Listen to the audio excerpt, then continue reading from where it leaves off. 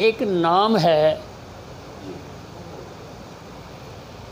اگر ہم ہرنیے نہ بھی کہیں اور ہم یوں کہہ لیں کہ جو ہمارے غدود ہیں ان کے اندر تسکین کے سبب کوئی چیز آ گئی ہے جسے وہ پھول گئے ہیں،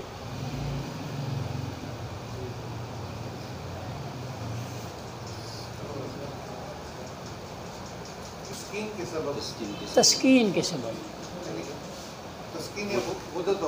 ہاں جی، تو وہاں تحریک گیس والی ہوگی، ہوا والی ہوگی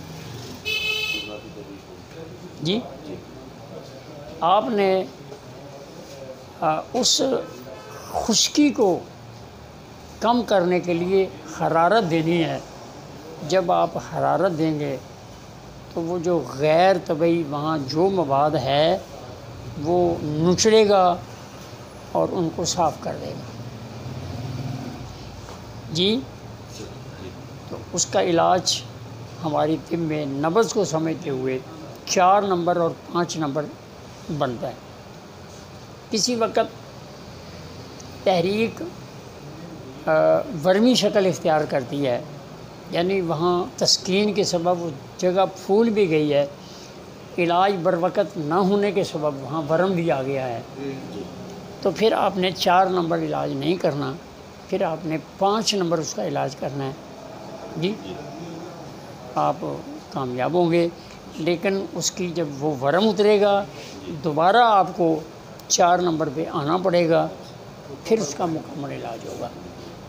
جب اس کی نبض آپ ورم سے بھی اور اس عضلاتی تحریک کو توڑنے میں کامیاب ہو جائیں گے، پھر آپ اس کے عمر کے مطابق جو اس کی غذا بنتی ہے جی، عمر کے حساب سے وہ اس کو آپ کہیں گے کہ آپ بھائی اب یہ چیزیں استعمال کریں جی، تو پھر وہ دوبارہ وہ چیز نہیں ہوگی جی، اور اسے ہرنیوں کا علاج ہو جائے گا۔ ایک یہاں ایک پردہ ہے، اس کو فوق کے نام سے ہی کہتے ہیں، اگر وہ پردہ پھٹ جائے تو پھر اس کا علاج جو ہے وہ جراحی ہے۔ ہم اپنے طب کے اندر، کیونکہ ہمارا جو اصل لفظ ہے وہ طب والجراحت ہے، ہم علاج بالجد کے بھی قائل ہیں، علاج بالعمالہ کے بھی قائل ہیں، علاج بالتدبیر کے بھی قائل ہیں جی۔ تو ہم تمام علوم کو مانتے ہیں اور یہ ہماری طب کا حصہ ہیں۔ اس کا علاج وہ ٹانکے لگانا ہے، اس پردے کو دوبارہ سینا ہے، اس کے بعد پھر بھی آپ علاج اس مرض کا کریں گے جس کے سبب وہ پھٹا ہے۔ یہ ورم غدہ کا دامیہ جو ہوتا ہے یہ بھی اسی ٹائپ کا علاج ہوتا ہے جی، ورم غدہ کا دامیہ پروسٹیٹ وغیرہ جی یہ بھی تسکین جگر کی علاج کریں گے نا جی ہاں، تسکین جگر کی تسکین جگر کو۔ لیکن ایک بات میں آپ سے بار بار کہوں گا کہ آپ نبض کو سب سے پہلے مقدم رکھیں جی، نہیں سمجھے؟